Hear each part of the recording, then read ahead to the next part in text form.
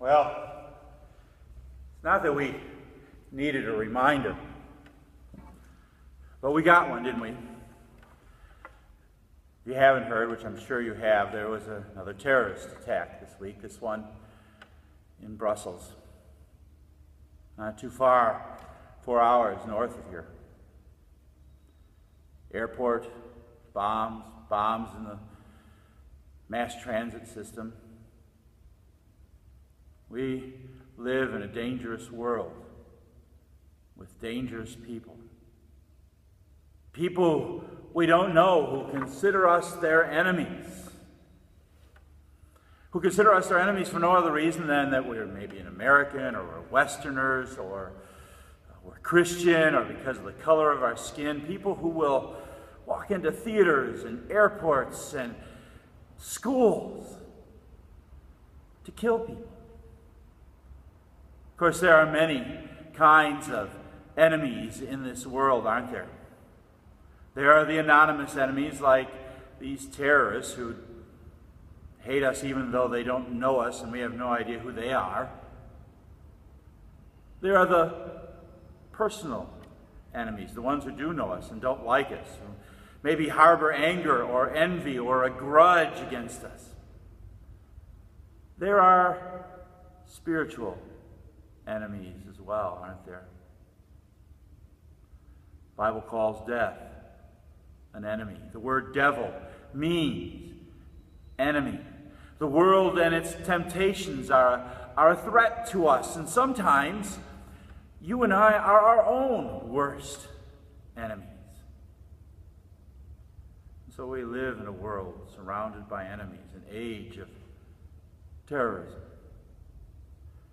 I've been thinking since the attack in Brussels, what in Holy Week might speak to this? And I settled on today, Monday, Thursday, and the text that I'm going to be sharing with the people of Trinity tonight, Psalm 23, verse 5. You prepare a table before me in the presence of my enemies. You know, that verse provides a great deal of comfort, especially when you set it in a Middle Eastern context where if a Bedouin invites you into their home, invites you to eat with them, to sit at their table, they are offering you their protection. Even if they consider you an enemy, they are telling you that they will do anything to protect you, make any sacrifice, even their own lives, rather than let something happen to you. Well, that's what Jesus did for his disciples that first Maundy, Thursday. He knew it was going to happen. He knew he was about to be arrested, that they would take him away, they'd put him on trial, they'd lie about him, they'd sentence him to die even though they knew he was innocent. He knew that he was about to be whipped, beaten, crowned with thorns, that they were going to drive nails through his hands and feet and put him to death. And he knew what that would do to his followers. He knew their hearts would be seized with fear and terror. He knew that Peter would deny him 3 times. He knew that all the rest of them would run away, that soon they would all be hiding behind locked doors because of their fear. So what does he do? Before all that happens, in the presence, you might say, of their enemies, Jesus sets a table for them that night. He invites them to eat Passover with him.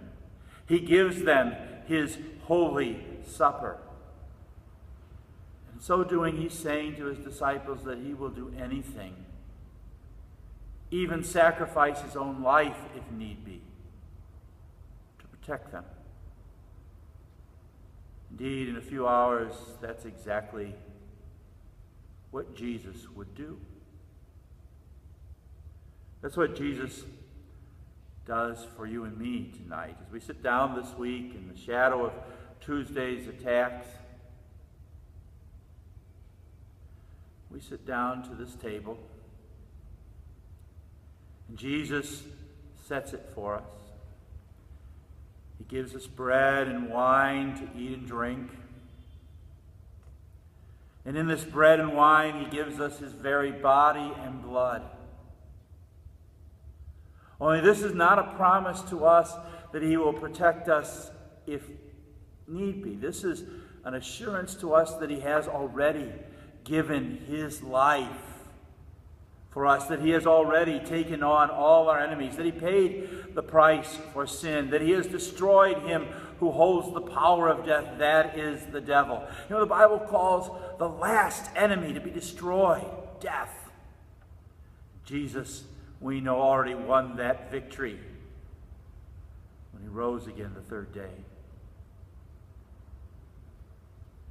On Tuesday, one of my kids called me on FaceTime when they heard about the attacks in Brussels. They just wanted to know that we were okay. And I told them, don't worry, we're fine. And they wanted to know, well, what happens if this comes closer to you? You know, even if terrorism should come as close as it can get, even if terrorism should take one of our lives, we're fine. We have nothing to fear. That's the comfort of Maundy Thursday.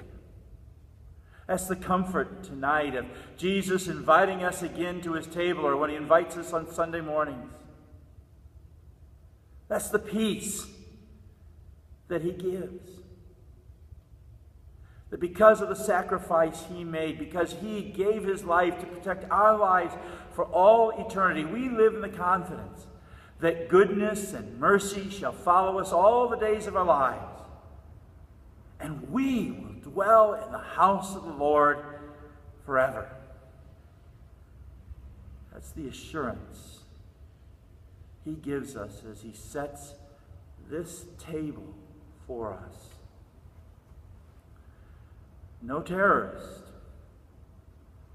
no enemy can take that away. Amen.